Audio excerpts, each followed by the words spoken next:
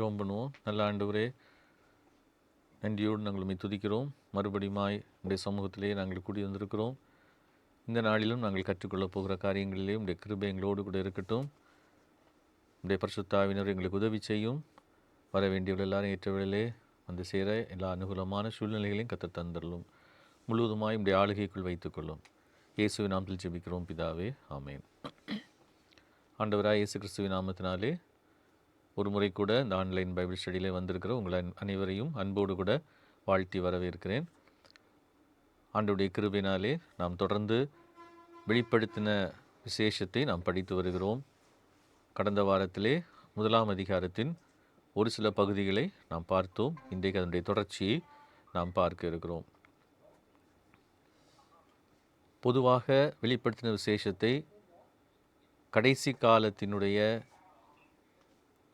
நிகழ்வுகளாக நாம் பார்த்து கேட்டு பழகி இருக்கிறோம்.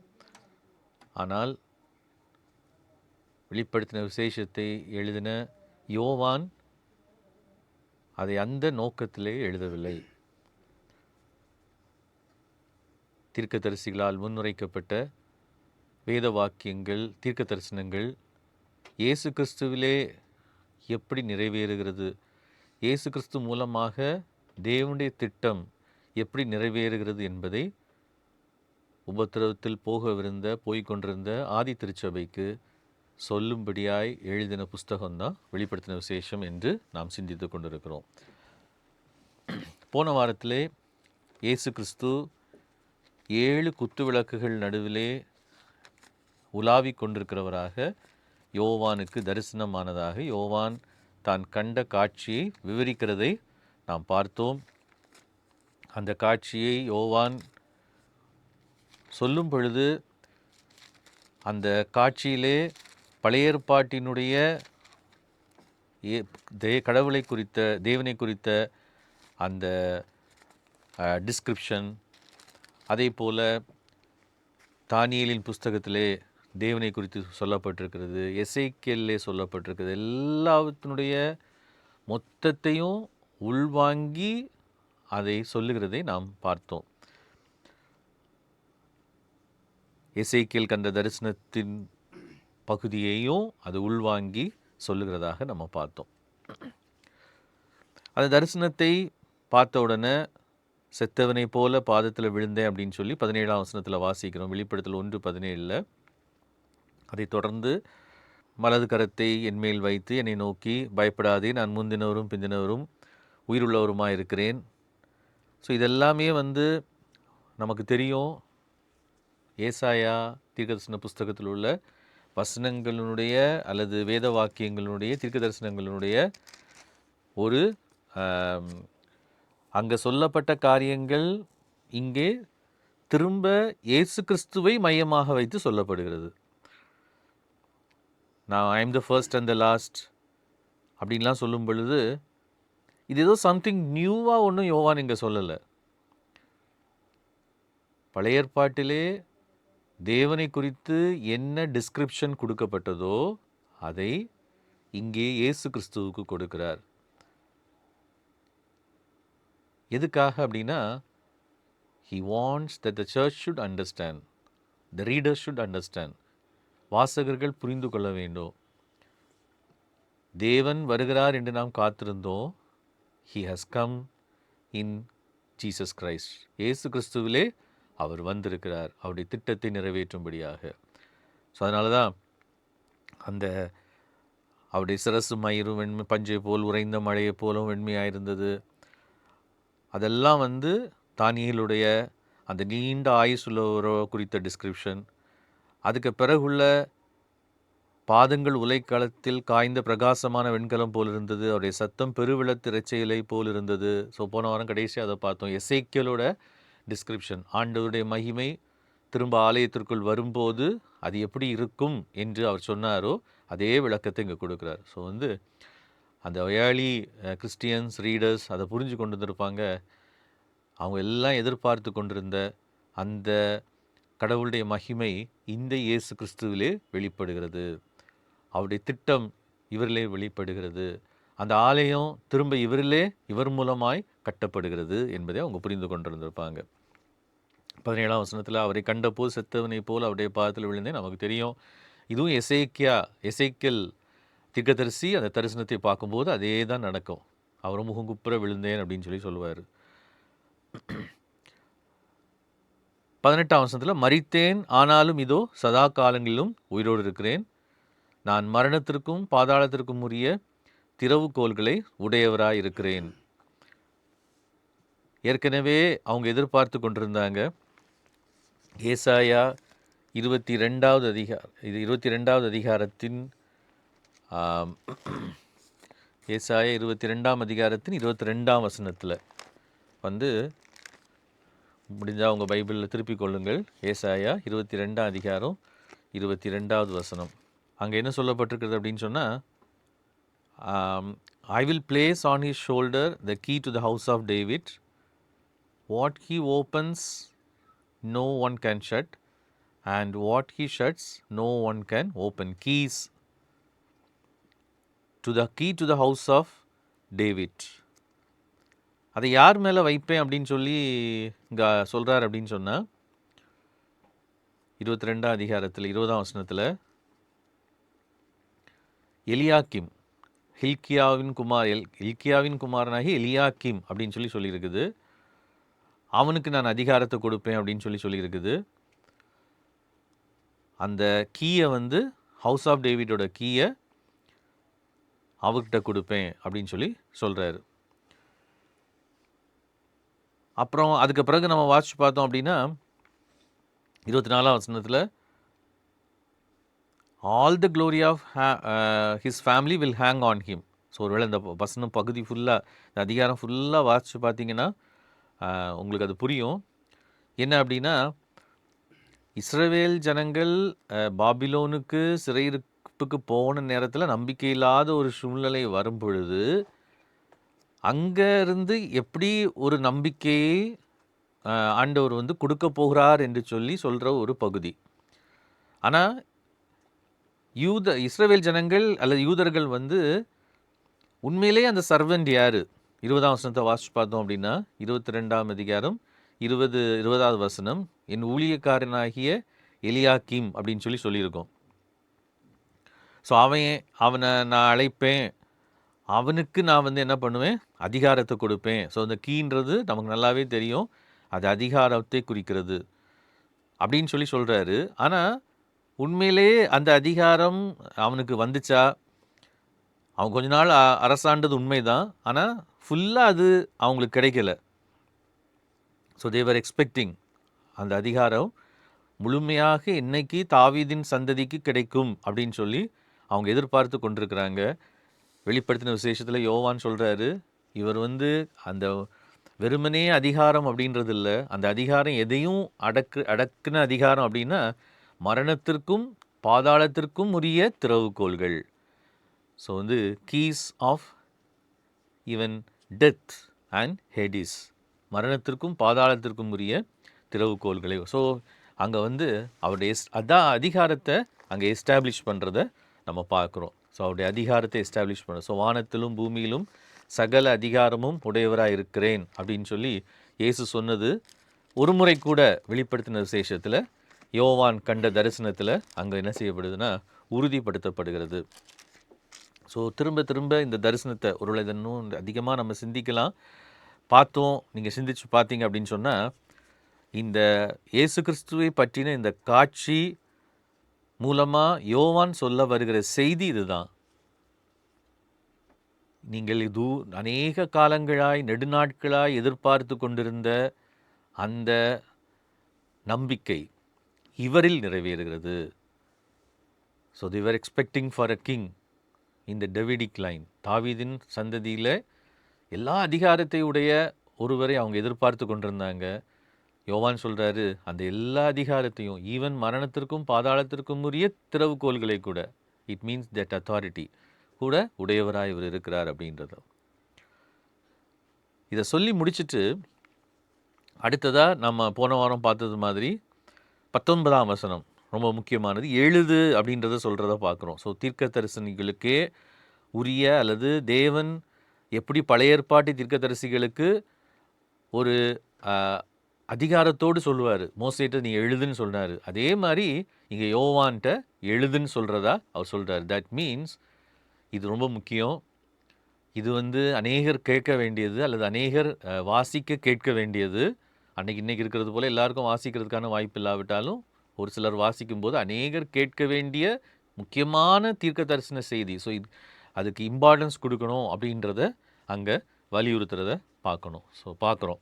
ஸோ பொதுவாக ரெவலேஷனை முதல் 3-4ஆம் நூற்றாண்டிலிருந்தே நிறைய அதை பற்றின விவாதங்கள் இருந்துச்சு. இதை நியூ டெஸ்டமென்ட் கெனானில் புதிய ஏற்பாட்டு புஸ்தகங்களில் இன்க்ளூட் பண்ணணுமா அப்படின்றது. ஒருவேளை சபைகள் இல்லை, இது வாசிக்கப்பட்டது ஏற்கனவே ஆசியாவில் உள்ள சபைகளில் மட்டும் இல்லை, மற்ற அநேக சபைகளில் கூட இது வாசிக்கப்பட்டு இருந்தது.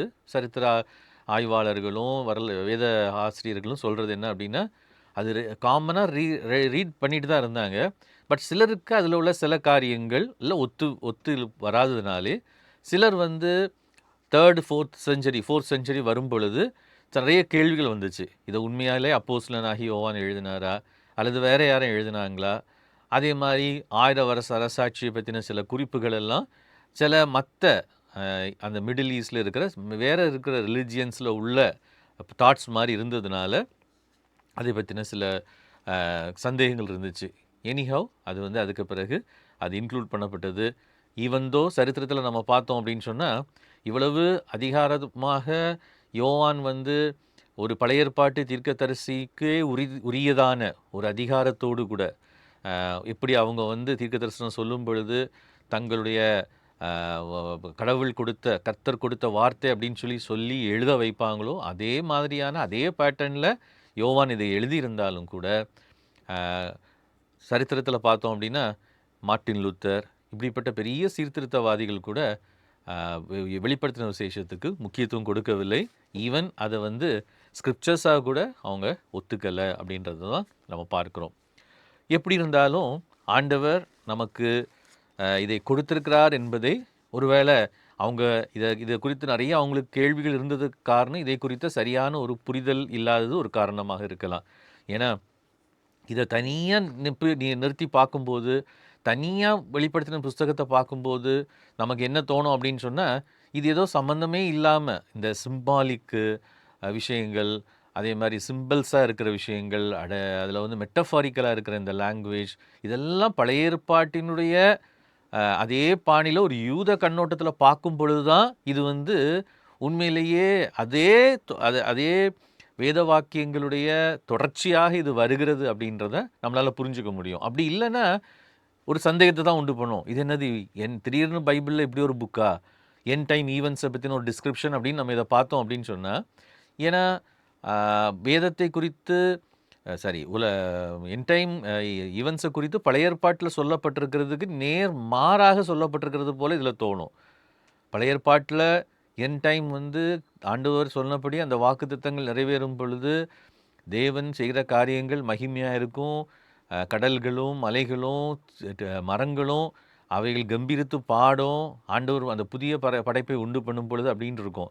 ஆனால் வெளிப்படுத்தின விசேஷத்தில் பார்த்தோம் அப்படின்னு சொன்னால் அதிகமாக தேவனுடைய கோபம் அங்கே வெளிப்படுகிறதாக காணப்படும். பட் அதனுடைய அர்த்தத்தை நம்ம சரியாக புரிஞ்சிக்காமல், அந்த சிம்பாலிக் லாங்குவேஜை புரிஞ்சிக்காமல் வெறுமனே லிட்ரலாக மீனிங் எடுத்து ஆண்டவர் இந்த உலகத்தில் இயற்கையின் மேலே கோபப்பட்டு இந்த பூமியை அழிக்க போகிறார் அப்படின்ற ஒரு கண்ணோட்டத்தில் நம்ம இதை எடுத்தோம் அப்படின்னு சொன்னால் அது நமக்குள்ளாக நிறைய கேள்விகளை உண்டு பண்ணும். ஓகே, அது நம்ம போக போக பார்க்கலாம். இப்போது எழுது அப்படின்னு சொல்கிறாரு 19ஆம் வசனத்தில். ஆனால் 19ஆம் வசனத்தோடைய ஒரு முக்கியமான ஒரு விஷயத்தை நம்ம அங்கே பார்க்க முடியும். என்ன அப்படின்னு சொன்னால், பொதுவாக இந்த 19th verse ரொம்ப முக்கியமான ஒரு வேர்ஸாக வெளிப்படுத்தின விசேஷத்தை விளக்குகிற கமெண்ட்ரி எழுதுகிற எல்லாருமே அதை சொல்லுவாங்க. வெளிப்படுத்தல் 1:19, right therefore what you have seen, what is now and what will take place later. So இதுதான் வெளிப்படுத்தல் புஸ்தகத்தினுடைய கீ வேர்ஸ் அப்படின்னு சொல்லுவாங்க. இதில் தான் இனி வரப்போகிற எல்லா காரியங்களை குறித்தும் ஒரு ஒரு கீ அங்கே இருக்குது அப்படின்னு சொல்லுவாங்க. அதாவது நீ வாட் யூ ஹாவ் சீன், நீ பார்த்தது, what is now, what will take place later. So அதனால் என்ன பண்ணுவாங்க அப்படின்னா, இதை வந்து இந்த வசனத்துக்கு வசனத்தை கீயாக எடுக்கிறவங்க வெளிப்படுத்தின விசேஷத்தை 3 பகுதிகளாக பிரிப்பாங்க. என்ன அப்படின்னா, வாட் யூ ஹாவ் சீன், அது வெளிப்படுத்தல் 1ஆம் அதிகாரம் 1ஆம் வசனத்திலிருந்து 17, அதாவது வாட் யூ ஹாவ் சீன், அவர் பார்த்தார் இல்லையா, 7 குத்து விளக்குகள் நடுவிலே இயேசு கிறிஸ்து நிலையங்கி தரித்தவராய், மார்பிலே பொற்கச்சை கட்டினவராய் அவர் உலாவி கொண்டிருக்கிற அந்த காட்சி நீ பார்த்தது. வாட் இஸ் நவ் அப்படின்றது வந்து 2ஆம் அதிகாரத்திலிருந்து 3ஆம் அதிகாரம் முழுசும் சொல்லப்பட்டிருக்கிற சபைகளை குறித்த அவர் சொல்லுகிற எச்சரிப்பு, சபைகளுக்கு அவர் எழுதின காரியங்கள், அது what is now. What will take place later அப்படின்றது வந்து 4ஆம் அதிகாரத்திலிருந்து அவர் பார்க்குற காட்சிகள் எல்லாமே வந்து அது இறுதி காலம். அதை என்ன சொல்லுவாங்க அப்படின்னா, 2-3 அதிகாரங்களில் வாட் இஸ் நவ்ன்றது இப்போ இருக்கிற ப்ரெசன்ட் பீரியட், சபையின் காலம், சர்ச் இருக்கிறது. ஸோ இந்த what will take place later அப்படின்றது 4ஆம் அதிகாரத்திலேருந்து ஆரம்பிக்குது. அதுக்கு பிறகு சர்ச் வந்து இந்த உலகத்தில் இருக்காது. ஸோ உலகத்திலேருந்து சர்ச் வந்து எடுத்துக்கொள்ளப்பட்ட பிறகு ராப்சர் ஆன பிறகு நடக்கிற விஷயங்கள் அப்படின்னு சொல்லி பொதுவாக இதுக்கு விளக்கம் சொல்லுவாங்க. ஆனால் நம்ம பைபிள் எப்போவுமே நம்ம சொல்கிற மாதிரி வேதம் Bible scripture should be interpreted by scriptures. அது ஒரு பிரின்சிபிள், நமக்கு அது தெரியும். இப்போ இதில் நம்ம பார்த்தோம் அப்படின்னா, இப்படி ஒரு விளக்கம் அங்கு சொல்லப்பட்டது போல இல்லை. அதுக்கு மாறாக இங்கே சொல்லப்பட்டிருக்கிறத சில பைபிள் ஸ்காலர்ஸ் ரொம்ப அருமையாக இதை எக்ஸ்பிளைன் பண்ணுறாங்க. எப்படி எக்ஸ்பிளைன் பண்ணுறாங்க அப்படின்னு சொன்னால், இந்த what you have seen, what is now நம்ம அப்படி பிரிக்காமல், what will take place later, அதில் பயன்படுத்தப்பட்டிருக்கிற அந்த கிரேக்க பதத்தெல்லாம் எடுத்து ஆராய்ச்சி பண்ணி என்ன சொல்கிறாங்க அப்படின்னா, அது வந்து கிட்டத்தட்ட இந்த வசனம் வெளிப்படுத்தல் 1ஆம் அதிகாரம் 19ஆம் வசனம், செப்டுவாஜின் நமக்கு தெரியும், அது கிரேக்க பழைய ஏற்பாடு அல்லது கிரேக்க பழைய ஏற்பாடு வேத புஸ்தகம். இப்போது அந்த கிரேக்கத்தில் இது எப்படி இருக்குதோ, செப்டுவாஜினில் எப்படி இருக்குதோ, அதே செப்டுவாஜினில் தானியலில் இருக்கிற ஒரு வசனம் எப்படி இருக்குதோ, அதே என்ன சொல்கிறது, அதே பேட்டர்னில் அதே பாணியில் இது இங்கே சொல்லப்பட்டிருக்கிறது. தானியலில் அந்த நெபுகாத்நேசார் ராஜா வந்து தரிசனத்தை பார்ப்பார். அதுதான் நமக்கு நல்லாவே தெரியும்.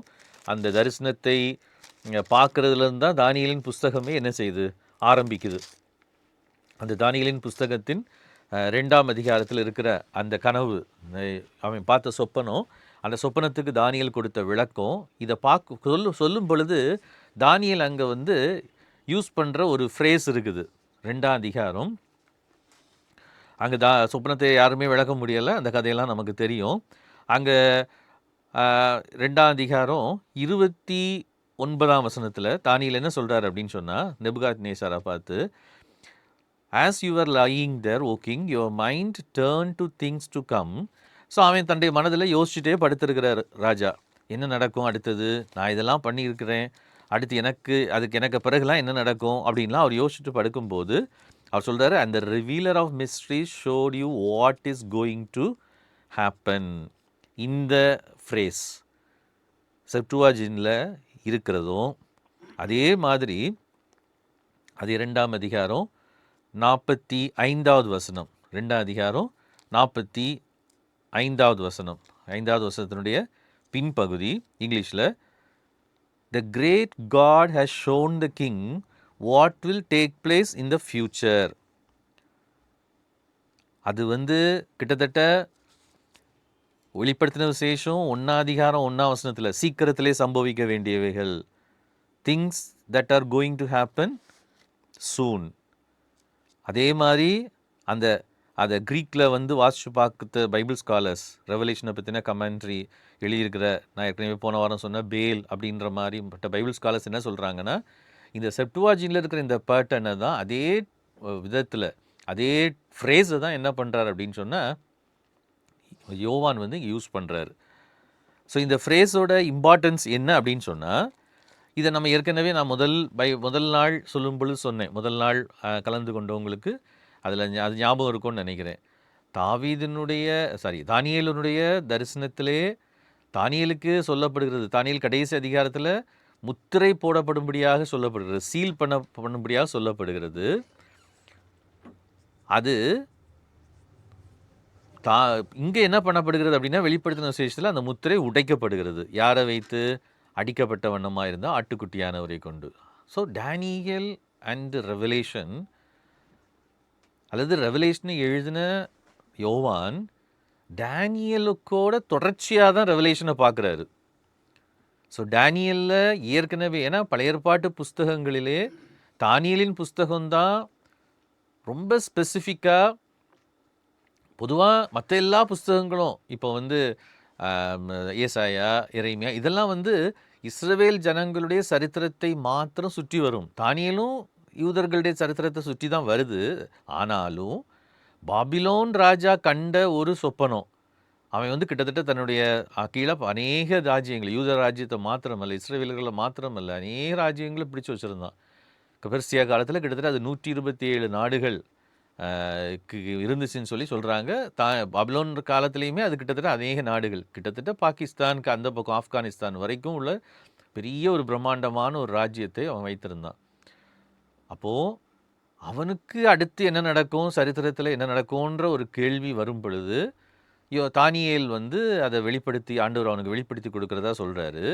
அந்த அர்த்தத்தை அவனுக்கு சொல்லலை, அதுக்கு தானியேல் தேவைப்பட்டான். ஸோ தானியேல் மூலமாக அந்த தரிசனத்தை வெளிப்படுத்தி, ஸோ அதை வெளிப்படுத்தி கொடுக்கும் பொழுது அதில் என்ன பதில் அப்படின்னு சொன்னால், things that might happen soon, அல்லது இன்னொரு வேர்ஷனில் அது எப்படி சொல்லலாம் அப்படின்னா, things that might happen later, பிறகு. அதை தான் அந்த திங்ஸ் என்ன நடக்கும் அப்படின்றது தான் வெளிப்படுத்தலில் என்ன பார்க்குறோம், விரிவாக பார்க்குறோம். ஸோ தானியேல் 2ஆம் அதிகாரத்தில் நேபுகாத்நேச்சார் கண்ட சொப்பனத்தினுடைய சாராம்சம் என்னது? அந்த 4வது ராஜ்யம் இருக்கிற அந்த காலத்திலே கைகளால் பெயர்க்கப்படாத ஒரு கல் அது ஒரு அது அது அது அந்த பொருட்சிலையை, பொன்னாலான அந்த சிலையை உடைத்து போட்டு, அது என்ன பண்ணும்? 44ஆம் வசனத்தில் வாசிக்கிறோம், தேவனால் ஏற்படுத்தப்பட்ட ஒரு ராஜ்யமாக அது உருவெடுத்து அது என்னென்றைக்கும் நிற்கிறதாக இருக்கும். ஸோ இப்போது தானியேல் இது வரோம் அப்படின்றத சொல்கிறதுக்கு தான் நேபுகாத்நேச்சாருக்கு கடவுள் இந்த தரிசனத்தை கொடுத்தாருன்னு சொல்கிறாரு. அதே ஃப்ரேஸில் வெளிப்படுத்தின விசேஷத்தில் யோவான் என்ன சொல்கிறார் அப்படின்னு சொன்னால், அந்த கிங்டம் அல்லது அந்த ராஜ்யம் அந்த கைகளால் பெயர்க்கப்படாத அந்த கல்லினாலே உடைக்கப்பட்டு, இந்த உலகத்தில் இருக்கிற ராஜ்யங்கள்லாம் உடைக்கப்பட்டு தானும் என்னென்றைக்குமாய் நிற்கிற அந்த ராஜ்யமாக உருவாகிறது. எப்படி உருவாகுது, how it is going to happen, அது எப்படி நடக்க போகுது, அது ஏற்கனவே எப்படி உருவாக ஆரம்பித்து விட்டது என்பதை சொல்லுறதாக அல்லது அதுக்கான ஒரு விளக்கமாக தான் வெளிப்படுத்தின விசேஷத்தை கொடுக்குறார். ஒருவேளை நம்ம நிறைய நேரம் இந்த இந்த பழைய ஏற்பாட்டினுடைய இந்த வேத வாக்கியங்களுடைய அடிப்படையில் வெளிப்படுத்தின விசேஷத்தை நம்ம படிக்க தவறுனதுனால தான் நிறைய நேரம் நம்ம என்ன பண்ணுறோம் அப்படின்னா, அதற்கு வேறு நிறைய விளக்கங்கள் கொடுக்க முயற்சி செய்திருக்கிறாங்க, முயற்சி பண்ணி நம்மளும் பண்ணியிருந்துருக்குறோம் அப்படின்னு சொல்லி நான் நினைக்கிறேன். சரி, ஸோ இப்போ இதை நீ கண்டவைகளையும் இருக்கிறவைகளையும் இவைகளுக்கு பின்பு சம்பவிப்புகளையும் தமிழில் அப்படியே டிரான்ஸ்லேட் பண்ணியிருக்கிறாங்க. பட்டு சரியாக அதை டிரான்ஸ்லேட் பண்ணியிருக்கணும்னா அது எப்படி இருந்திருக்கணும் அப்படின்னு சொன்னால், நீ கண்டவைகளையும் இருக்கிறவைகளையும் இவைகளுக்கு பின்பு சம்பவிப்பவைகளையும் எழுது அப்படின்றத விட, நீ கண்டவைகளையும் இவைகளுக்கு பின்பு சம்பவிப்பதாக சொல்லப்பட்ட காரியங்களையும் நீ என்ன செய், எழுது அப்படின்னு சொல்லி வந்திருக்கணும். Things that are going to happen சூன். அதை தான் 1ஆம் அதிகாரம் 1ஆம் வசனத்தில் சீக்கிரத்தில் சம்பவிக்க வேண்டியவைகள் அப்படின்னு சொல்லி அவர் ஆரம்பிக்கிறார். ஓகே, அடுத்தது என் வலது, அது கிட்டத்தட்ட அந்த பாணி பார்த்தீங்க அப்படின்னு சொன்னால், நீ வலது கரத்தில் நீ கண்ட 7 நட்சத்திரங்களின் ரகசியத்தையும் 7 பொன் குத்துவிளக்குகளின் ரகசியத்தையும், தானியேலோட அதே பாணியில் தான் வருது. நேபுகாத்நேச்சாருடைய தரிசனத்தை அவர் ஒரு சிலையை பார்க்குறாரு, ஆனால் பரலோகத்தின் தேவன் உமக்கு அந்த ரகசியத்தை வெளிப்படுத்தியிருக்கிறாரு அப்படின்னு சொல்லிட்டு தான் தானியேல் அந்த விளக்கத்தை கொடுக்குறாரு. அந்த தலை யார்? பொன்னாலான அந்த தலை நீரே, உமக்கு பிறகு இன்னொரு ராஜ்யம் வரும். ஸோ அந்த ஒவ்வொரு தலையும் அதுக்கு பிறகு வரக்கூடியதும் மார்பு அதெல்லாம் இட் ஸ்பீக்ஸ் ஆஃப் என்னது, இந்த உலகத்தில் வரப்போகிற ராஜ்யங்கள் அப்படின்றத அவர் சொல்கிறாரு. ஸோ அதே மாதிரி இங்கே அவர் இன்னொரு விளக்கத்தை கொடுக்குறாரு. பொன் குத்து விளக்குகளின் ரகசியத்தை எழுது, 7 நட்சத்திரங்கள் 7 சபைகளின் தூதர்களாம், நீ கண்ட 7 குத்து விளக்குகளும் 7 சபைகளாம். ஸோ ஏற்கனவே அந்த குத்து விளக்கை குறித்து நான் போன வாரம் ஒரு சில காரியங்களை நான் சொன்னேன். குத்து விளக்கு அப்படின்றது வந்து ஆசரிப்பு கூடாரத்தில் இருந்த மிக முக்கியமான அது ஒரு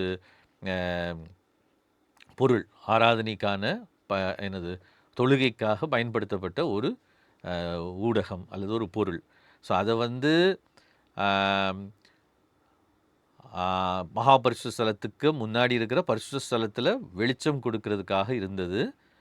இப்போது யோவான் கண்ட இந்த தரிசனத்தில் அந்த 7 குத்து விளக்குகளும் 7 சபைகளாம்னு சொல்கிறாரு. ஸோ தட் மீன்ஸ் அந்த டெம்பிளில் இருக்கக்கூடிய பரிசுத்த ஸ்தலத்தில் இருக்கக்கூடிய அந்த பரிசுத்த ஸ்தலத்தில் ஊழியம் செய்கிற ஆசாரியர்கள் வெளிச்சம் கொடுக்கக்கூடிய அந்த லேம்ப் வந்து இஸ் த சர்ச். ஸோ இன்னொரு விதத்தில் சொல்லணும் அப்படின்னு சொன்னால், தேவன் அந்த ஆசரிப்பு கூடாரத்தில் ஏற்படுத்தப்பட்ட மாதிரி வந்து எதுக்காக மாதிரி ஏற்படுத்தினார் அப்படின்னு சொன்னால், எப்படி இஸ்ரவேல் ஜனங்கள் மற்றவங்களுக்கு வெளிச்சம் கொடுக்குறவங்களா இருக்கணும்னு சொல்லி தேவன் விரும்புகிறாரோ அதே மாதிரியில் தான் அதை ஏற்படுத்தினார். அதே போல தான் சபையை அவர் ஏற்படுத்தி இருக்கிறார் அப்படின்றத அவர் சொல்கிறாரு. இந்த 7 தூதர்கள், அந்த 7 நட்சத்திரங்களும் 7 சபைகளின் தூதர்களான்னு சொல்லியிருக்குது 1ஆம் அதிகாரம் 20ஆம் வசனத்தில். அப்படின்னா இந்த ஏஞ்சல்ஸ் யார்? ஸோ இதை பற்றினா நிறைய விளக்கங்கள் இருக்குது. இதில் என்ன நம்ம கவனிக்கணும் அப்படின்னு சொன்னால், ஒருவேளை இந்த ஏஞ்சல்ஸ் வந்து ஏன்னா 7 சபைகளின் தூதர்களாம் அப்படின்னு சொல்லியிருக்குது. இப்போது ஏஞ்சல்ஸை பற்றி நிறைய நம்ம இங்கே பார்ப்போம். வெளிப்படுத்தின விசேஷத்தில் திரும்ப திரும்ப திரும்ப புதிய ஏற்பாட்டு புஸ்தகங்களில் நற்செய்தியில் வருது ஏஞ்சல்ஸை பற்றின குறிப்புகள். அதில் வந்து அதுக்கு பிறகு அதிகமான குறிப்புகள் வர்றது இந்த வெளிப்படுத்தின விசேஷத்தில் தான். ஸோ இந்த ஃபர்ஸ்ட் செஞ்சுரியில் பொதுவாக ஏஞ்சல்ஸ் வந்து நம்முடைய ரெப்ரசன்டேட்டிவ்ஸாக எப்போவுமே ஆண்டவருக்கு முன்னாடி நிற்கிறாங்க அப்படின்ற ஒரு கண்ணோட்டம் வந்து இருந்துச்சு. அதை வந்து இயேசு கிறிஸ்துவும் கூட அதை அங்கீகரிச்சிருந்தார். ஏன்னா இந்த இயேசு கிறிஸ்து சொல்லும்போது சொல்லுவார், இந்த சிறியரில் ஒருவனை நீங்கள் என்ன பண்ணாதீங்க, அற்பமாக எண்ணாதீங்க, ஏன்னா அவங்களுக்குரிய தூதர்கள் என் பிதாவின் சமூகத்தில் எப்பொழுதும் பிதாவை என்ன பண்ணுறாங்க, தரிசிக்கிறார்கள். ஸோ வந்து they are representatives of us. So ஒருவேளை ஏஞ்சல்ஸை பற்றி நமக்கு முழுமையாக அவங்க யார் எப்படின்லாம் நமக்கு சொல்லப்படாவிட்டாலும் ஒன்று நமக்கு தெரிஞ்சுக்கணும், there are heavenly beings. So தேவனுக்கு வாழுகிற அல்லது தேவன் இருக்கிற அந்த ஸ்பேஸில் இருக்கிற ஒரு பெரிய கூட்டம் இந்த ஏஞ்சல்ஸ் அப்படின்றத நம்ம வந்து பைபிளில் நம்ம பார்க்க முடியும். அங்கேயே நம்ம பழைய ஏற்பாட்டிலையும் சரி புதிய ஏற்பாட்டிலையும் கூட நம்ம பார்க்க முடியும். ஆனால் எப்படி நம்ம யோவானோட அந்த இதில் யோவானில் யாக்கோபுடைய தரிசனத்தில் அவன் வந்து அங்கேயே பார்க்குறோம். ஆதி ஆகமத்தில் யாக்கோபுடைய தரிசனத்தில் அங்கே வந்து அந்த இடத்துல வந்து வானத்துக்கும் பூமிக்கும் நடுவாக ஒரு ஏணி வைக்கப்பட்டதாகவும் அந்த ஏணியில் தூதர்கள் ஏறுகிறதாகவும் இறங்குறதாகவும் பார்க்குறான். ஸோ இன்னும் அனதர் டேர்ம்ஸ் என்ன அப்படின்னு சொன்னால், உடனே அவன் இந்த இடத்த என்ன சொல்கிறான்னு சொல்லி நம்ம வாசிக்கிறோம் அப்படின்னு சொன்னால், இது வந்து வானத்தின் வாசல். ஸோ இது தேவனுடைய வீடு. ஸோ அதனால தான் அந்த இடத்துக்கு Bethel God, house of God அப்படின்ற பேர் வருது. ஸோ ஏதோ இருக்கிறாங்களா இல்லையா, இப்படி சூப்பர் நேச்சுரல் பீயிங்ஸ்லாம் உண்மையிலே இருப்பாங்களா இல்லையா அப்படின்ற கொஸ்டின்லாம் இல்லை. அவங்கள பொறுத்த வரைக்கும் ஸ்பேஸ், கடவுளுடைய அந்த ஸ்பேஸில் வந்து ஏஞ்சல்ஸ் இருக்கிறாங்க. ஆனால் அவங்க எப்போவும் என்ன பண்ண முடியாது, நம்ம பார்க்குறதோ நம்ம அவங்க கூட காண்டாக்டில் வர்றதோ முடியாது அப்படின்னு அவங்களுடைய கண்ணோட்டம். பட்டு யாக்கோபை பார்க்கும்போது என்ன சொல்கிறார் அப்படின்னு சொன்னால், இப்போ நான் படுத்திருந்த இந்த இடம், நான் இப்படி ஒரு சொப்பனத்தை நான் பார்த்ததுனால இந்த இடம் வந்து கடவுளுடைய வீடுன்னு சொல்கிறார். Because heaven and the earth meets there. அதே மாதிரி தேவனுடைய பரலோகத்தில் இருக்கிற பிரதிநிதிகள் சபை, ஸோ இந்த ரெண்டுமே வந்து ஒன்றுக்கு ஒன்று இன்டர்ட்வைன் அல்லது ஒன்றுக்கு ஒன்று மிங்கிள் ஆகியிருக்கிறத, இன்டர்லிங்க் ஆகியிருக்கிறத இது காண்பிக்கிறது. ஸோ ஒருவேளை இது ஆக்சுவலாக சபைகளுக்கு ஏற்படுத்தப்பட்ட தூதர்களாக இருக்கலாம், அல்லது சபைகளுக்கான ரெப்ரசன்டேட்டிவ்ஸை இதில் குறிக்கப்பட்டிருக்கலாம். எது எப்படி இருந்தாலும் சரி, வெளிப்படுத்தின விசேஷத்தில் ஏஞ்சல்ஸு திரும்ப திரும்ப வருகிறதுனுடைய நோக்கம் நம்ம நினைக்கிற மாதிரி எர்த்தில் நடக்கிற காரியங்களுக்கும் ஹெவனுக்கும் சம்பந்தமே இல்லை அப்படின்னு சொல்கிறத விட இயேசு கிறிஸ்து, அதனால தான் இயேசு கிறிஸ்துவனுடைய உயிர்த்தெழுதல் ஈவெண்ட்ஸ்லையும் பார்க்கும்போதும் சரி, அந்த அந்த நாத்தானியல்கிட்ட வந்து இயேசு கிறிஸ்து வந்து பேசும்பொழுது சொல்லுவார், மனுஷகுமாரன் மேல் தூதர்கள் ஏறுகிறதையும் இறங்குகிறதையும் நீ காண்பாய் அப்படின்னு சொல்லி யோவானில் நம்ம பார்ப்போம். தூதர்கள் வந்து ஏறுகிறதையும் இறங்குகிறதையும் நீ பார்ப்பாய், இதிலும் பெரிதானவில் நீ காண்பாய் அப்படின்னு சொல்லி சொல்கிறத யோவான் நற்செய்தியில் நம்ம பார்ப்போம். ஸோ அந்த ஏஞ்சல்ஸ் வர்றாங்க போகிறாங்க அப்படின்றது வந்து it represents the union or the meeting point of heaven and earth. So as heaven's messengers, பரலோகத்தினுடைய தூதுவர்களாக அவங்க வந்து எர்த்துக்கு வர்றாங்க அல்லது எர்த்தை ரெப்ரசன்ட் பண்ணுறாங்க அப்படின்னு சொல்லும் பொழுது it means the union of heaven and earth. Okay, இப்போது அதனால தான் அந்த எல்லா அந்த விஷயத்தையுமே, சொல்லப்பட வேண்டிய அந்த செய்தி எல்லாத்தையுமே, எழுத வேண்டிய அந்த மெசேஜை அவர் வந்து தூதனுக்கு எழுது அப்படின்னு சொல்லி சொல்கிறாரு அப்படின்னு சொல்லி பைபிள் ஸ்காலர்ஸ் சொல்கிறாங்க. மேபி இது யாராக கூட இருக்கலாம். அந்த சில பைபிள் ஸ்காலர்ஸ் அதில் என்ன சொல்கிறாங்கன்னா, இந்த தூதன் சொல்கிறது இட்ஸ் நாட் என்னது ஹெவன்லி பீயிங், அது வந்து யார் தான் அந்த சர்ச்சுக்கு பொறுப்பாக, அந்த சபைக்கு பொறுப்பாக இருந்த அந்த மெசஞ்சர், அல்லாட்டா அந்த லெட்டரை கொண்டு போனவராக இருக்கலாம், இல்லாட்டி ஈவன் அந்த சர்ச்சோட லீடராக கூட இருக்கலாம் அப்படின்றதும் இருக்குது. ஸோ எனிஹவ் அதை பற்றின விவாதங்கள் அதிகமாக நமக்கு தேவையில்லை, எல்லா கருத்துக்களுமே பொருந்தும். அடுத்த விஷயம் என்ன அப்படின்னா, இந்த 7 சபைகளுக்கும் ஆண்டவர் சொல்லுகிற செய்தி தான் அடுத்தது ரொம்ப முக்கியமானது. ஸோ ஒருவேளை இதை நம்ம ரொம்ப டீப்பாக போக வேண்டாம், ஏன்னா பலமுறை நம்ம இதெல்லாம் திங்க் பண்ணியிருக்கிறோம், யோசிச்சிருக்கிறோம், அதனால் வேண்டான்னு ரொம்ப டீப்பாக போக வேண்டாம். பட் ஒவ்வொரு சபையிலையும் சொல்லக்கூடிய காரியங்களை ஜஸ்ட்டு மேலோட்டமாக நம்ம பார்க்கலாம். அந்த ஃபஸ்ட்டு சபைக்கும் 7வது சபைக்கும் தான் ரொம்ப கடினமாக ஆண்டவர் பேசுகிறத பார்க்க முடியும். ஸோ அந்த அரேஞ்ச்மெண்ட் ஆர்டர் பார்த்தீங்கன்னா, எபேசு சபைக்கும் லவோதிக்கியா சபைக்கும், ஃபர்ஸ்ட்டு சர்ச்சுக்கும் 7வது சபைக்கும் நிறைய விஷயங்களை ஆண்டவர் கடிந்து சொல்கிறத பார்க்க முடியும். 2வது சபையும் 6வது சபையும் பார்த்தீங்கன்னா, ஆண்டவர் வந்து பெரிய அளவில் அவங்கள்ட்ட எந்த தவறும் இருக்கிறதாகவே சொல்ல மாட்டார். 2nd and 6th search. Middle இருக்கிற சபைகள் எல்லாமே வந்து அகெயின் அது வந்து மிக்ஸ்டாக இருக்கும். சில நல்ல காரியங்களும் இருக்கும், சில அவங்கள கடிந்து கொள்கிற காரியங்களும் இருக்கும். அதில் ரொம்ப மோசமாக இருக்குது இந்த 1வது சபையும் 7வது சபையும். ஸோ நம்ம எல்லோரும் எபேஸ் சபையை குறித்து அதிகமாக நம்ம பார்த்துருக்குறோம். அதனால் ஜஸ்ட் அதை வேகமாக நம்ம பார்த்துடலாம். பொதுவாக இதில் வந்து ஆண்டவர் வந்து உனக்கு கிரியைகளை, உன் பிரயாசத்தை 2ஆம் வசனத்தில் வாசிக்கிறோம். 2ஆம் அதிகாரம் 2ஆம் வசனத்தில் எல்லாவற்றையும் நான் அறிந்திருக்கிறேன், நீ அப்போஸ்தலர் அல்லாதவர்கள் தங்களை அப்போஸ்தலர் என்று சொல்லுகிறதை நீ சோதித்து அவர்களை பொய்யர் என்று கண்டறிந்ததையும், நீ சகித்து கொண்டிருக்கிறதையும் பொறுமையாக இருக்கிறதையும் எல்லாத்தையும் அறிந்திருக்கிறேன். ஆனாலும் நீ ஆதியில் கொண்டிருந்த அன்பை விட்டாய் என்று உன் பேரில் எனக்கு குறையுண்டு அப்படின்னு சொல்லி சொல்கிறத இங்கே பார்க்குறோம். அது மட்டும் இல்லை, 5ஆம் வசனத்தில் ஆகையால் நீ இன்ன நிலைமையிலிருந்து விழுந்தாய் என்பதை நினைத்து மனம் திரும்பி ஆதியில் செய்த கிரியைகளை செய்வாயாக அப்படின்னு சொல்லி 5ஆம் வசனத்தில் சொல்கிறத நம்ம பார்க்குறோம். ஸோ இந்த பகுதிகளை நம்ம கேர்ஃபுல்லாக வாசித்து பார்த்தோம், இந்த கான்டெக்ஸ்டுவலாக வாசித்து பார்த்தோம் அப்படின்னு சொன்னால் ஒரு விஷயம் நமக்கு நல்லா புரியும். என்ன அப்படின்னு சொன்னால், பொதுவாக நம்ம இந்த வசனங்களை இன்றைக்கி நம்முடைய கான்டெக்ஸ்ட்டுக்கு நம்ம எடுப்போம், அதில் தப்பு இல்லை.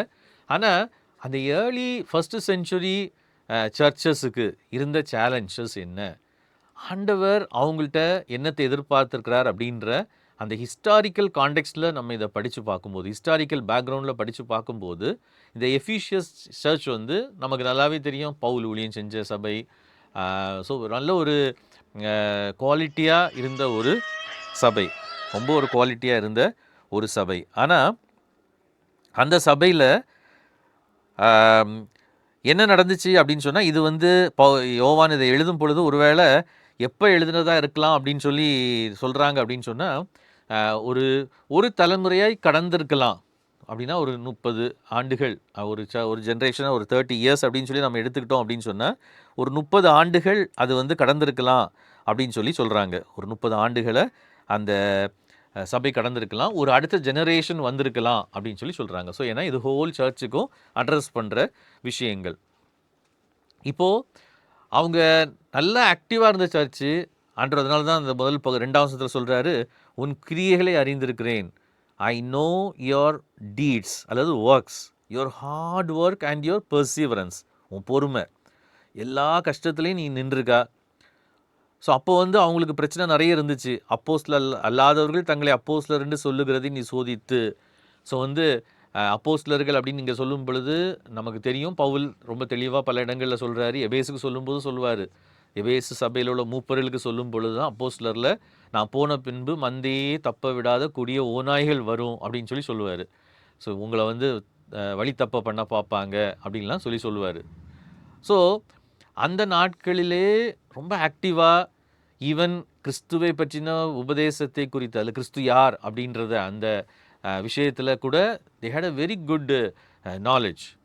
ஸோ பொல்லாதவர்களை அல்லது போலியானவர்களை கண்டுபிடிக்கக்கூடிய திறனுடைய ஒரு நல்ல சபையாக அது இருந்திருக்கிறது. ஸோ இங்கே சொல்கிறத பார்த்தா அதை பொய்யை ரெண்டு நீ கண்டுபிடிச்சிருக்கிறா, பிரயாசப்பட்டிருக்கா அப்படின்றதெல்லாம் இருக்குது. ஸோ இங்கே என்ன சொல்லப்பட்டிருக்குது அப்படின்னு சொன்னால், அகெயின் நிறைய இதில் எதை சொல்லப்பட்டிருக்கு அப்படின்னு சொன்னால் அவங்களுடைய ஆக்ட்ஸை பற்றி, அவங்க செஞ்ச காரியங்களை பற்றி தான் இங்கே சொல்லப்பட்டிருக்கிறது. ஆனாலும் நீ ஆதியில் கொண்டிருந்த அன்பை விட்டாய் அப்படின்றதையும் அங்கே சொல்லிட்டு நீ அதனால் என்ன பண்ணுன்னா, நீ இன்ன நிலைமையிலிருந்து விழுந்தாய் என்பதை நினைத்து மனம் திரும்பி ஆதியில் செய்த கிரியைகளை செய்வாயாக. ஸோ நீ என்ன பண்ணு, திரும்ப ஏர்லியாக நீ ஆரம்பத்தில் நீ என்ன பண்ணிட்டு இருந்தியோ நீ அந்த நிலைமைக்கு திரும்பி வரணும்னா அதே கிரியைகளை நீ செய்யணும் அப்படின்றதும். அப்படி இல்லைன்னா 5ஆம் வசனத்தில் வாசிக்கிறோம், நான் சீக்கிரமாய் உன்னிடத்தில் வந்து உன் விளக்கு தண்டை அதனிடத்திலிருந்து நீக்கி விடுவேன். ஸோ இந்த 4 வசனங்களையும் வெளிப்படு 2ஆம் அதிகாரம் 2லிருந்து 6 வரைக்கும் உள்ள இந்த 4 வசனங்களையும் நம்ம எடுத்து பார்க்கும் பொழுது நமக்கு என்ன புரியுது அப்படின்னு சொன்னால், ஒரே விஷயத்தை தான் இங்கே சொல்லப்படுகிறது. என்ன அப்படின்னா, உன்னோட நீ செஞ்சுட்டு இருந்த நிறைய காரியங்களை, ஃபஸ்ட்டில் ஆதியில் நீ செஞ்சுட்டு இருந்த நிறைய காரியங்களை நீ இப்போ செய்யலை. நீ அதை செய்யாததுனால நீ செய்யணும். திரும்ப அதை செய்யலை அப்படின்னு சொன்னால் நான் என்ன பண்ணுவேன் அப்படின்னா, உன் விளக்கு தண்டை நீக்கி விடுவேன். ஸோ இது வந்து ஆண்டவர் கொடுக்குற வார்னிங். அதில் அதான் சொல்லியிருக்குது, நான் வந்து சீக்கிரமாய் உன்னிடத்தில் வந்து. ஸோ இந்த பகுதியை நீங்கள் வாசிச்சு பார்த்தீங்க அப்படின்னு சொன்னால் 5ஆம் வசனத்தில் ஐ வில் கம் குயிக்லின்னு இருக்கும். நான் சீக்கிரத்தில் என்ன பண்ணுவேன், உன்னிடத்தில் வந்து I will come to you and remove your lamp stamp. அதாவது நான் சீக்கிரத்தில் வருவேன். ஸோ இங்கே வந்து இந்த டோனை பார்த்தீங்க அப்படின்னு சொன்னால், behold I am coming quickly, வெளிப்படுத்தும் விசேஷத்தில் வரணும், இதோ சீக்கிரமாய் வருகிறேன், இதோ சீக்கிரமாய் வருகிறேன். அதே விஷயத்தை எபேசு சபைக்கு சொல்கிறாரு. ஸோ அதனால் நம்ம வெளிப்படுத்தின விசேஷத்தில் நம்ம நிறைய நேரம் நம்ம நினைக்கிறது என்ன அப்படின்னு சொன்னால், இயேசு கிறிஸ்து 2ஆம் முறை வரும் பொழுது எப்படி இருக்கும் அப்படின்றத பற்றி சொல்லுகிற ஒரு புஸ்தகம் தான் வெளிப்படுத்தின விசேஷம் அப்படின்னு சொல்லி நம்ம நினைக்கிறோம். ஆனால் வெளிப்படுத்தின விசேஷத்திலே எதை பற்றி சொல்லியிருக்கு அப்படின்னு சொன்னால், இயேசு கிறிஸ்துவனுடைய அநேக வருகைகள், கம்மிங்ஸை பற்றி சொல்லியிருக்குது. ஸோ இங்கே ஒரு கம்மிங்கை பார்க்குறோம். எதுக்கு வர்றாரு, வந்து உன் விளக்கு தண்டை நீக்கி போடுவேன். அப்படின்னா என்னது, நமக்கு நல்லா தெரியும், விளக்கு தண்டு இல்லைன்னா it cannot give light. So again இங்கே எதை பற்றி வருது அப்படின்னு சொன்னால், you will fail in your purpose. You will fail in your purpose. So சர்ச்சோட பர்பஸ் என்னது, ஆண்டவர் நம்ம நல்லா புரிஞ்சிக்க வேண்டிய விஷயம் என்ன அப்படின்னு சொன்னால்,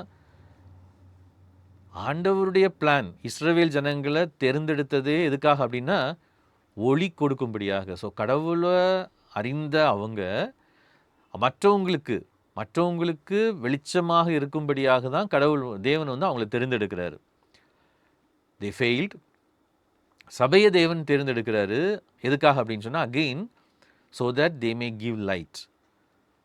அப்போது விளக்கு தண்டை நான் நீக்கிடுவேன் அப்படின்னு சொல்லி ஆண்டுங்க ஒரு கடுமையான ஒரு வார்னிங்கை கொடுக்கறதுக்கான ரீசன் என்னன்னு கேட்டால், பிகாஸ் அது விளக்கு தண்டை நீக்கியாச்சு அப்படின்னு சொன்னால் there is no purpose.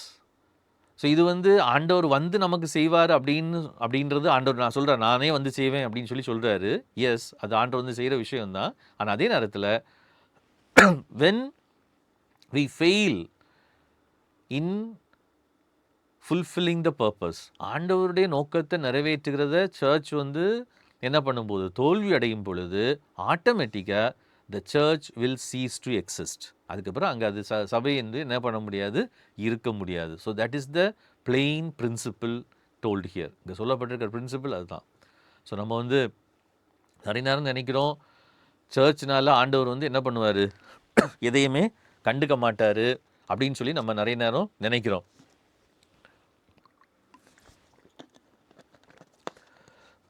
ஆனால் ஆண்டவருக்கு என்ன சொல்கிறார் அப்படின்னு சொன்னால், நீ ஏர்லியர் பண்ண ஆதியில் பண்ண அதே கிரியைகளை, ஸோ என்ன அவங்க இழந்து போயிட்டாங்க அப்படின்னு சொன்னால்,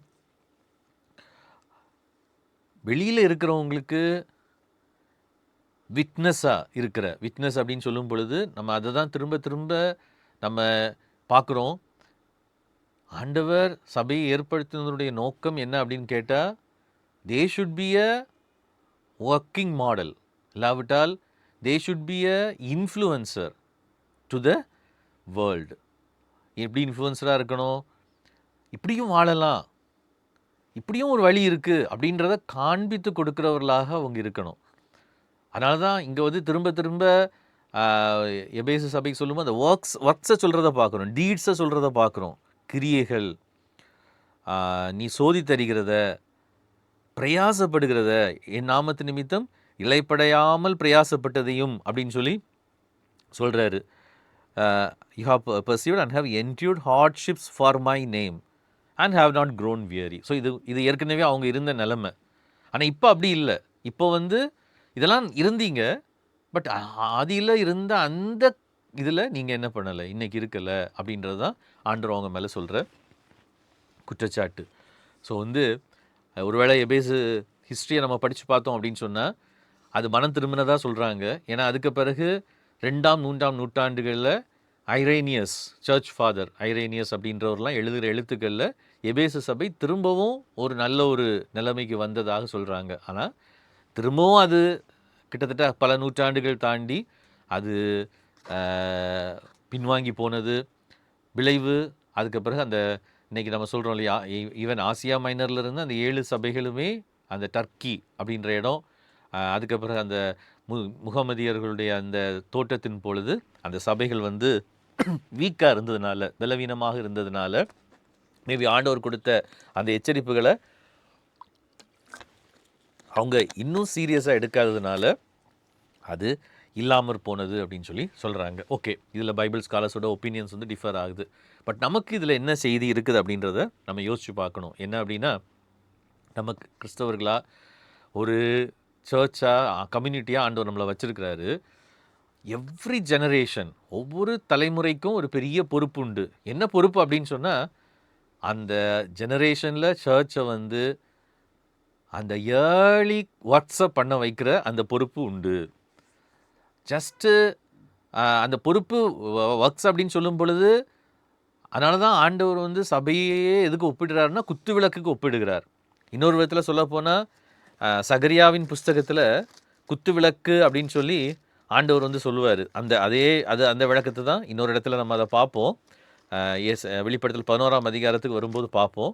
பட் அகெயின் இங்கேயுமே அந்த குத்து விளக்கு அப்படின்றதுடைய இது மீனிங் என்ன அப்படின்னு சொன்னால், சகரியாவுடைய தீர்க்கதரிசனத்தின் அடிப்படையில் பார்த்தோம் அப்படின்னு சொன்னால், அந்த 4ஆம் அதிகாரத்தில் அங்கே சொல்லப்பட்டிருக்கோம், நீ என்ன பார்க்குறா அப்படின்னு சொல்லி ஆண்டவர் கேட்பார். அவன் வந்து அந்த அவர் வந்து சகரியா வந்து லேம்ப் ஸ்டாண்டு பார்க்குறேன் அப்படின்லாம் சொல்லுவார்.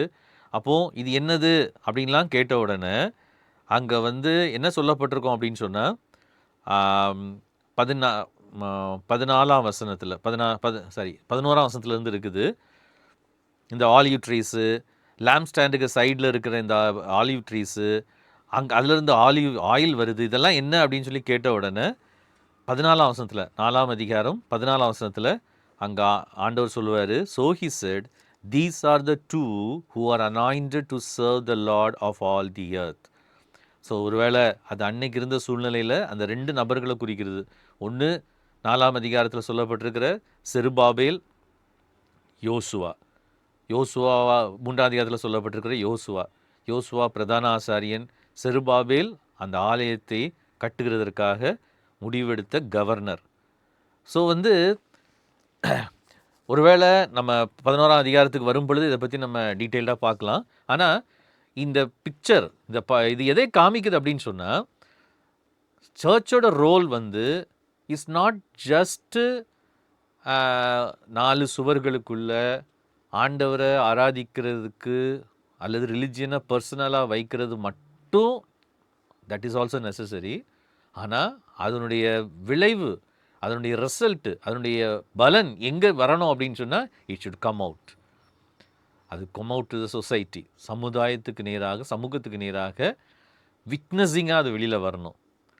அது விட்னஸிங் சொல்லும் பொழுது ஹவு டு லிவ் அப்படின்றத காண்பித்து கொடுக்குற ஒரு மாடலாக இருக்க வேண்டும். ஸோ ஒருவேளை அன்னைக்கு இருந்த சூழ்நிலையில் உபத்திரவத்தின் நடுவிலே, பர்சிக்யூஷன் நடுவில் அவங்க வந்து ஃபஸ்ட்லாம் நல்ல விட்னஸிங்காக இருந்திருக்கிறாங்க.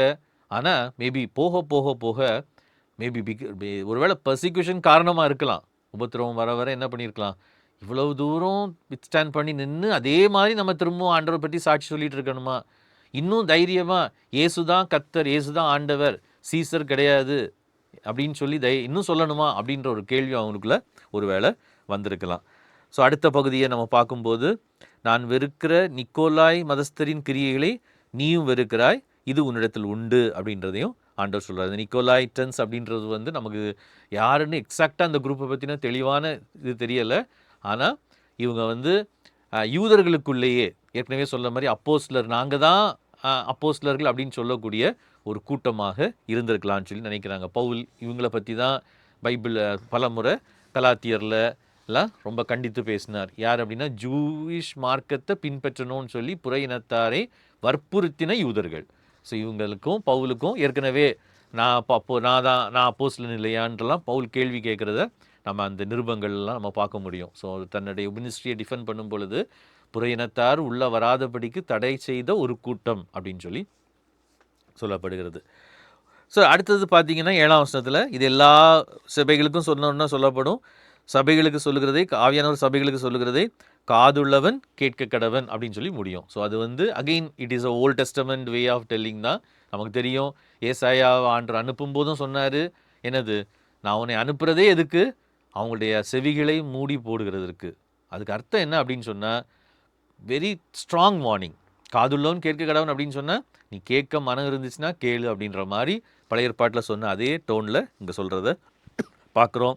அடுத்தது, ஜெயங்கொள்ளுகிறவன் எவனோ அவனுக்கு தேவனுடைய பரதீசின் மத்தியில் இருக்கிற ஜீவ விருட்சத்தின் கனியை புசிக்க கொடுப்பேன் என்று எழுது. ஸோ ஜெயங்கொள்ளுகிறவன் எவனோ அதை பற்றி நம்ம வரக்கூடிய நாட்களில் பார்க்கலாம். ஏன் அப்படின்னா, இங்கே எதை மீன் பண்ணுது ஜெயங்கொள்ளுகிறவன் அப்படின்றது, ஓவர் கம்மிங் அப்படின்றது எதை மீன் பண்ணுது அப்படின்றத இந்த 7 சபைகளுக்கும் சொல்கிறத வச்சு முடிக்கும்போது நம்ம பார்க்கலாம். தேவனுடைய பரதீசின் மத்தியில் இருக்கிற ஜீவ விருட்சத்தின் கனி அப்படின்னு சொல்லும் பொழுது, இது வந்து ஏதோ ஒரு லிட்ரலான ஒரு கனியல் இல்லை. வெளிப்படுத்தின விசேஷம் கடைசி அதிகாரங்களுக்கு நம்ம வரும் பொழுது அந்த ஜீவ விருட்சத்தின் கனி என்ன, அந்த இலைகள் என்ன அப்படின்றத நம்ம அங்கே பார்ப்போம். அதை பார்க்கும்போது நம்ம டீட்டெயிலாக பார்க்கலாம். ஸோ வந்து தொடர்ந்து நம்ம வரக்கூடிய வாரங்களில் இதை குறித்து இன்னும் விளக்கமாக ஆழமாக நம்ம பார்க்கலாம். கர்த்தர் நமக்கு தொடர்ந்து இவைகளை கற்றுக்கொள்ள தேவையான கிருபைகளை ஜோமனி முடிப்போம். நல்ல ஆண்டவரே, நன்றியோடு நாங்கள் உம்மை துதிக்கிறோம். கிருபையாய் நாங்கள் இந்த வெளிப்படுத்தின விசேஷத்தை படிக்க எங்களுக்கு அந்த கிருபைக்காக உமக்கு நன்றி. தொடர்ந்து கர்த்தாவே நாங்கள் இவைகளை படிக்க, தடையில்லாமல் படிக்க, அவைகளில் உள்ள கர்த்தாவே உண்மையான அர்த்தத்தையும் நோக்கத்தையும் புரிந்து கொண்டு எங்களுடைய தலைமுறைக்கும் எங்களுடைய வாழ்க்கைக்கும் அதை அப்ளை பண்ண எங்களுக்கு தேவையான கிருபைகளை தாரும். வந்து கலந்து கொண்ட ஒவ்வொருவரையும் ஆசீர்வதியும். தொடர்ந்து வரும் நாட்களிலே நாங்கள் இவைகளை படிக்க எங்களுக்கு எல்லா சூழ்நிலைகளையும் கற்று தந்தரலும். தாழ்த்தி திருக்கரத்திலே தருகிறோம். இயேசு நாமத்தில் ஜெபிக்கிறோம் பிதாவே, ஆமேன்.